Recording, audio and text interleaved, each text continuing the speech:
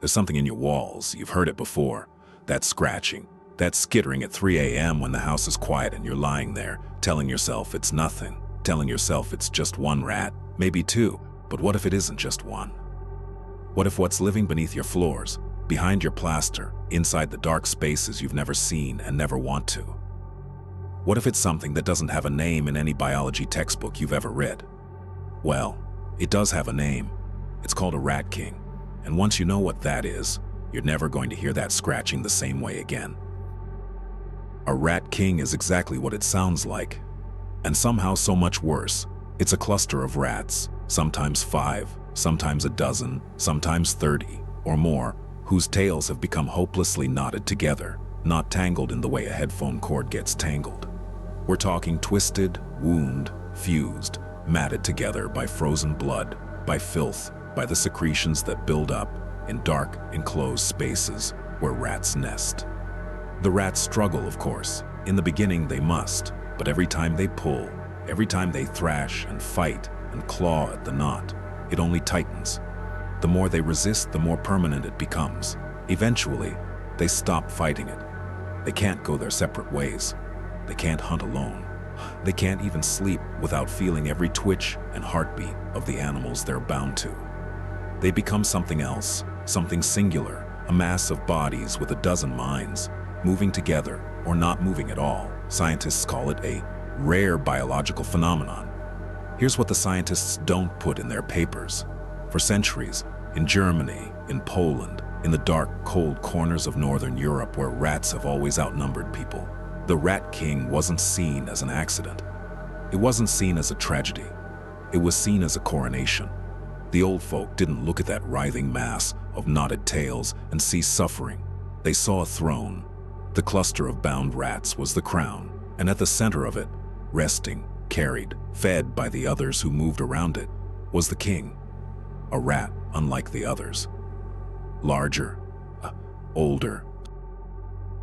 The other rats brought it food.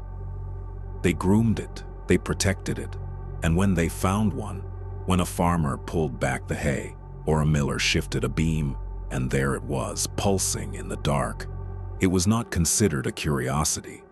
It was considered an omen. Finding a rat king meant plague was coming. It meant famine. It meant that something was deeply, fundamentally wrong with the world above, because something ancient and wrong had crowned itself in the world below. Some villages burned the building where it was found. Some fled entirely, and some left offerings. And here is where it stops being history, because the crown never dies. Not really.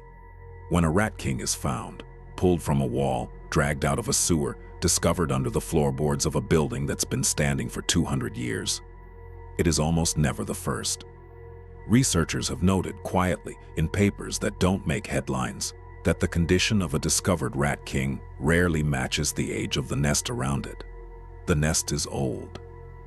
The crown is newer, which means there was one before it, and before that, another. The colony doesn't mourn its king. It doesn't scatter. When the old crown dies, when the bound mass at the center finally stops moving, the colony removes it, drags it out of the nest, out of the dark, and deposits it somewhere it will be found. Somewhere above, somewhere human, a discarded crown. And then, in the dark, they begin again. New tales. New knot. New king. This is why rat kings keep surfacing all over the world. Estonia, New Zealand, Brazil, Germany. They appear every few years, attached to photographs that look too deliberate to be accidental, and everyone who sees them has the same instinct that this doesn't look like something that happened. It looks like something that was made, because it was, the one that gets found, the one that ends up photographed, preserved, locked behind museum glass. That is the old crown. The cast-off, the retired throne. The new one is already finished. It's already sitting in the dark, somewhere beneath you. Beneath your city. Beneath the building you're in right now. Behind the wall that's just close enough that if you pressed your ear against the plaster, you might hear, not scratching, something slower than that. Something deliberate, the sound of something being tended to. You've heard it before. At 3 a.m. when the house is quiet and you told yourself it was nothing, it wasn't nothing. It was the sound of a colony that knows exactly what it's doing. The Rat King has survived because rats have survived, and rats have survived everything. Ice ages, plagues they supposedly caused, poison, traps, exterminators, concrete cities built specifically to deny them space. They found the space anyway. They're in the walls of hospitals, schools, restaurants, centuries-old cathedrals, and brand-new apartment buildings. Everywhere humans build, rats inherit.